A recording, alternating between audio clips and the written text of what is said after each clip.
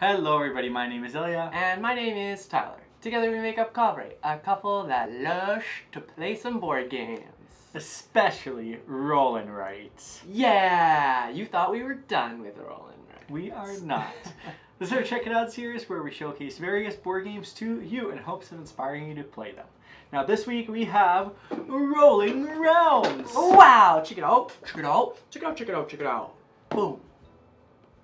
Now Rolling Realms is designed by Jamey Stegmaier with the art done by Bensky and Marius Petrescu. This game is published by Stonemaier Games and it is a Rolling Right.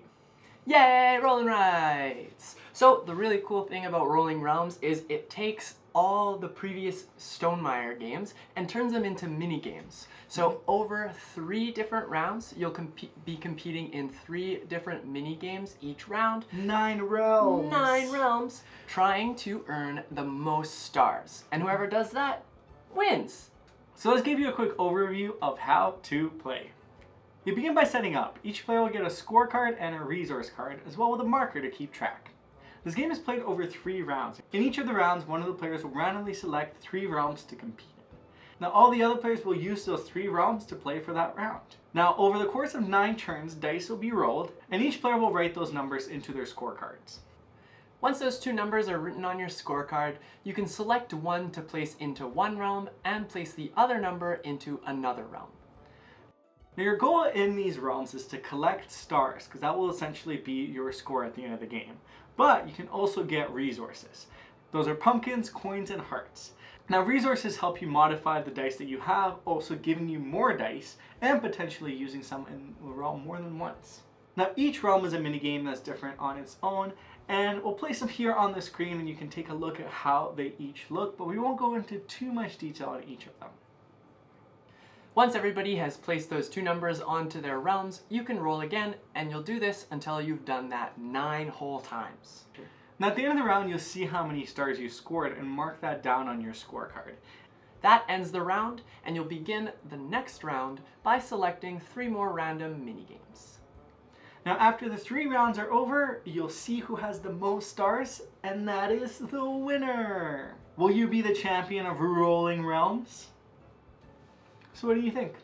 This is a lot of fun, yes. We played many Rollin' Rights, as I'm sure you folks are aware, and this one is just a joy to bring to the table. We both like Stonemaier Games. I think we have all of them, right? All of them but Charterstone. Yeah. So it's cool to see how Stonemaier has taken those games and put them into these little mini games, and they do a good job representing the theme that shows up in those actual games. So it's pretty neat too, because with every new game that's released with Stonemaier, they're going to do promotional packs to build Rolling Realms as well. So it's almost like a living Rolling Right. It's a living Rolling Right! Which is really exciting. But yeah, I think the game is very different each time you play it. Also, I have to say this has one of the best solo modes that I've played, because it's a mini golf game essentially. Yeah. And each hole is a variation of the realms, but there's additional rules stacked on top of it, so it makes it unique. I had a lot of fun. I played the solo pretty much right away, and it was a blast. Yeah, and it's one of those games like, well, I feel like most Rolling Rights are like that, but this is a 1 to 6 player game, but I'm sure you could get another box and you can scale up the game so you can have even more people play. Very easy to play digitally as well. Yes, yeah. So why should you check it out?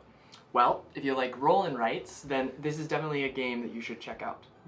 If you like Stonemaier Games, also a game that you should consider checking out.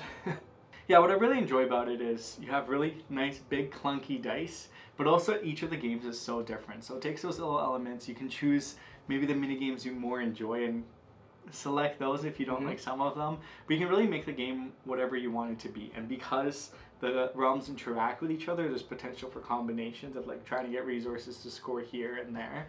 So that element of it is really interesting, how it all interacts, and it's ever changing.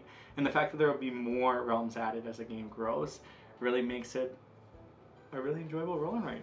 Yeah, I never really thought about that before, but it's a good point. You don't have to randomly select your mini games. You can set up a 3 rounds saying you're going to play these 3 mini games first, second, and then third. Today I'm feeling Pendulum, Wingspan, and Scythe. Yeah. On top of 6 other mini games because you need to go to. That's true. And then once again, the solo mode is fantastic. If you're a solo gamer, the solo mode is challenging. There's times where some of the holes were really difficult, and it took me, I think, 5 tries for one of them because it wasn't the easiest. And it's interesting to explore and beat your own score, but also compare with other folks as well. I think it's funny because we follow Jamey on Instagram, of course, but he loves disc golf. So for them to toss in this mini golf solo mode, I just think it's like so suiting, so fitting. Why wasn't it disc golf? And also the fact that you can play this digitally, you can have one copy and essentially call the numbers and everyone else can participate. This was actually born out of a print and play that was done last year when COVID first started a long time ago. So it's fun to actually have like a real production copy of it too now. Exactly. Okay, so why shouldn't people check this one out? Well, as with many roll and writes, there is the element of luck. If you really want something that's more predictable and strategizing, that's what you're going to get. There's times when I played this game where I just needed a 6 so bad, and all I kept rolling is like snake eyes, double 1s or double 2s, and it's hard to get it up there. Yeah. So I think if you're one to be frustrated by that, maybe this isn't the game for you. What else? What do you think? It's short. It's not, and it's obviously like most roll and writes, it's not like super complex.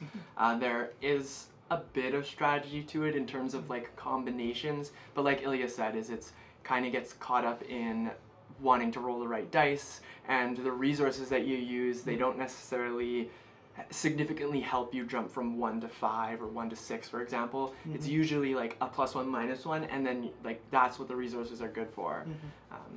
It's also a game that's played by everybody. The choices that you have, everyone has to take the dice that are in front of them, not everybody rolls for themselves.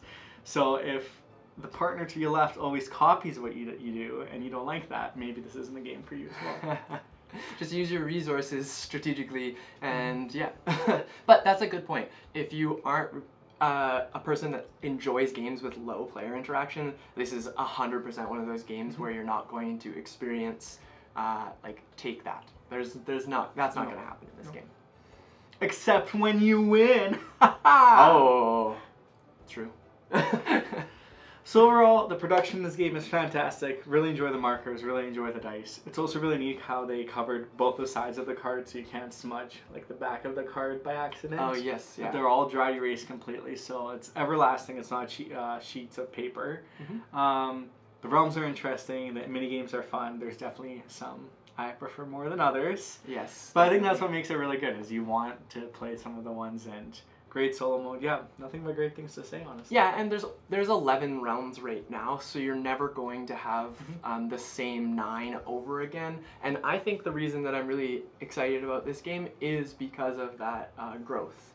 I'm really excited to see what kind of different mini games they come out with the Stonemaier games, and we're probably going to get the Stonemaier game anyways, so to have that little bit of extra add-on is awesome. Yeah, and here there's a rolling realm coming, so that's exciting. A mini game with all the mini games. All the mini games. Okay, well, for our question of the day, if you had a guest game make a realm in the Rolling Realms, what game would you want to see partake as part of the Stonemaier family? What do you think? I think this needs a little bit more loving in the dog department, so I would say Dog Park. It'd be cool because it'd be like a mini game of walking dogs. That would be really neat. I think if I had to pick, I think King Domino would be really neatly incorporated into it. I'm not sure what the mini game would look like, but I think it'd be wonderful. There you go. So let us know what yours is in the comments down below, and we'll be sure to take a look. And we hope you have a wonderful rest of your day. If you want to support us, hit that thumbs up, subscribe to us, leave a comment down below. We always really enjoy engaging with you. And we hope to see you next time. And of course, if you played Rolling Realms before, let us know what you think of the game. That's it for us today. So we'll see you in the next one. This is us checking out. Bye!